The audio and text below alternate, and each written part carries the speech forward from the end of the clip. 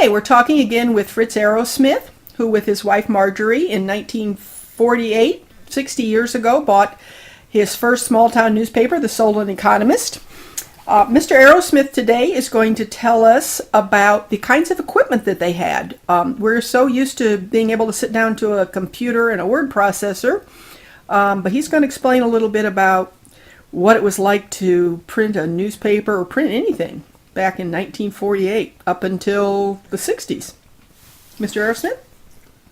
Okay, well, it's very, very different from today's equipment. I suppose you would start out with the linotype, which is invented by a German named Mergenthaler. And when was the linotype invented? And that I can't tell you.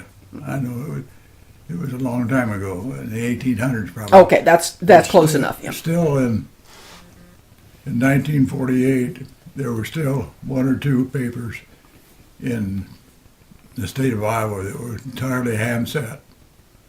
By a handset, that means each little letter was a separate piece of type, and you had to put it in what we call a stick, and make a line and justify it. And you probably could maybe do, I hate to say it, probably maybe a quarter of a column page of the paper in an hour. Wow. And the linotype. Had you ever worked for a place that did that? Well, not entirely. We had, the first place I started working, they had a linotype, but the only thing they could set was what we call straight matter, which is what you read in the paper. Advertisements and anything larger type was hand set. But those early newspapers that we see in museums, those were, every letter was hand set, you're saying? Yeah, the very early ones. Wow. Were all hand set. But so what kind of machines did you use at The Economist? We had a linotype, in which a linotype, in comparison to a computer, a linotype, to get a linotype, a line of type, you had a keyboard, like a typewriter keyboard, except that there were probably over 90 letters. Lowercase letters and the capital letters were separate, and the numbers. So, and you could only set one size of type at a time. You couldn't make it larger or smaller. It had to be that size. In order to get that, very complicated. I don't know if I can tell you or not. Very complicated because you hit a key on the keyboard, and a little, what we call a matrix, which had a letter engraved in it, would fall into place. And you set a line, and then that had to be transferred over and put down into a vise, which then pumped hot lead into it. And then the keys or letters were lifted back up and distributed in their special slots. So a good linotype operator could set maybe 2 columns of a newspaper in an hour. You said hot lead. Did you ever get burned? Oh yes, you could get burned very easily. But I never got burned very badly, but you could get burned very easily. We had what they call, you could get what they called back squirts or squirts, where the line wasn't tight enough or something, and then the machine would squirt lead into it anyway, and it'd come out in front. But most linotypes were made so that if the lines weren't justified, they wouldn't put metal into them. Okay. Then from there, you went to forms, metal forms, which were, did what you call makeup. Which I did a lot of it, as I told you, in the World Herald. But you put the stories in place where you wanted them by handful of type, or line by line, or however you had to do it. But you made the page up in metal, and then from there, it went to the engravers, not the engravers, but the stereotypers. and they made a paper matrix, put it in a press and pushed down, made like an engraving of the page and paper. And then hot lead was put in a machine, and the lead was squirted into it and made to a lead plate. However, in a weekly newspaper, you just put it in the forms and put it directly on the press. And the presses were, now we make a copy of a paper. It's probably, I don't know what size they are, but they're small, probably the size of a page. But to make a copy of a page on ours, on the press, but usually, in our case at least, we had a 4-page press. You put 4 of those pages, whatever page size you wanted, on the press. And you fed individual sheets of paper into that press, and it rolled over and printed, inked. They had rollers that inked the forms, and then the paper went through and printed onto the paper. And it was done individually. I don't, never timed it, I suppose, maybe 400 or 500 sheets in an hour. Wow. And how many pages was your newspaper?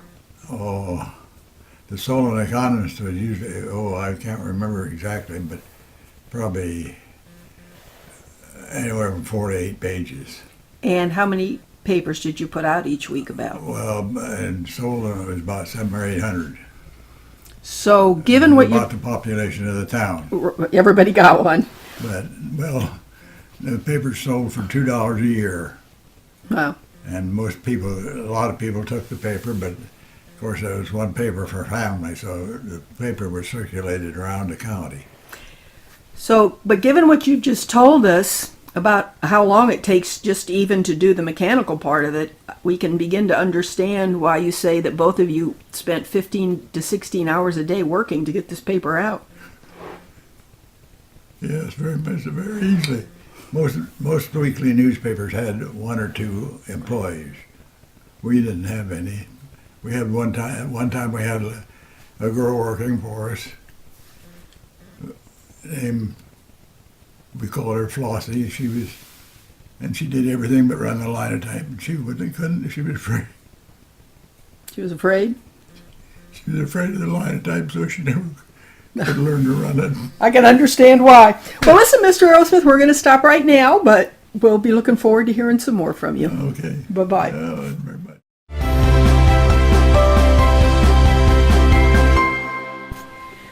Okay, today we have Mr. Fritz Arrowsmith, who started the Soul and Economist, or brought it back to life anyway, in 1948 with his wife Marjorie.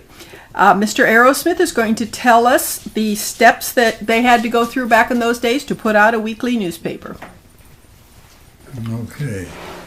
Well, to start with, when we first started, it took 3 days of about 12 hours a day, at least, to get the paper out, but we gradually got it down to a process where it didn't take so long. But anyway, we started on Monday. One of us would go to Cedar Rapids in Iowa City to sell advertising, as the town was too small and too few businesses to support a newspaper. And the other one would work in the shop. If I went to sell the advertising, my wife would write stories or set a little type on the typewriter, on the linotype. Otherwise, if she went out, I usually worked on the linotype.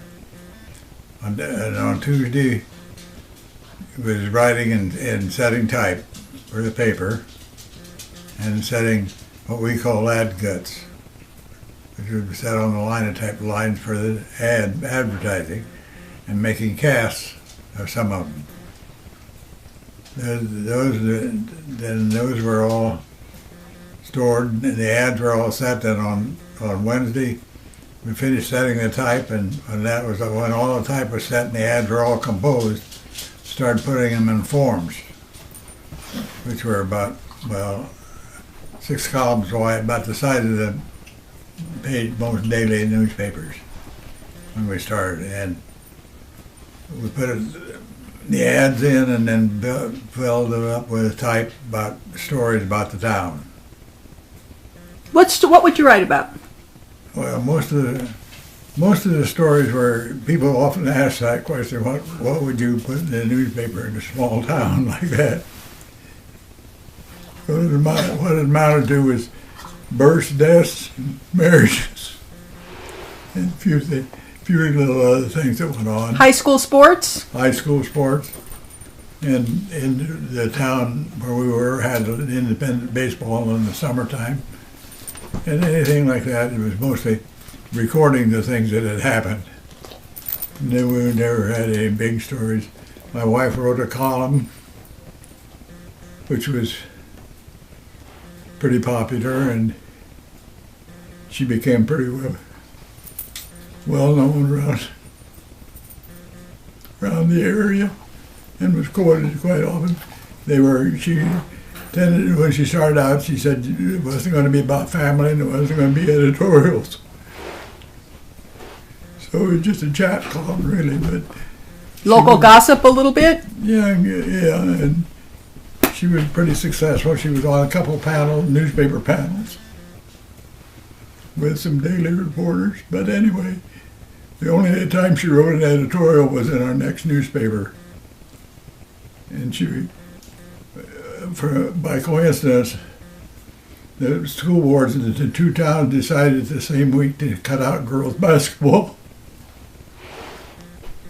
So she wrote a column about how the girls had nothing to do in school, so they probably would have to take up knitting.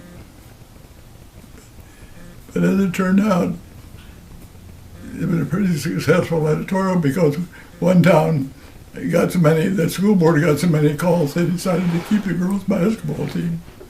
In the other town, the president of the school board didn't care how many people wanted it, he just canceled it.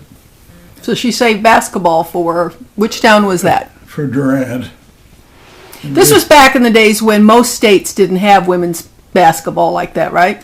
Yeah, that's right. They were playing two-court basketball, and Durant was one of the first girls teams to play five-girl. We're veering off the topic a little bit, although this is fascinating information. What we're going to do now is stop, and then we're going to go back to getting back to the newspaper. But we're all going to look forward also to hearing some more about the mores and what was going on in these little towns back in those days. Okay, so we're going to cut this, and then we're going to come right back to you and ask you to get back to more about the process of putting the paper out.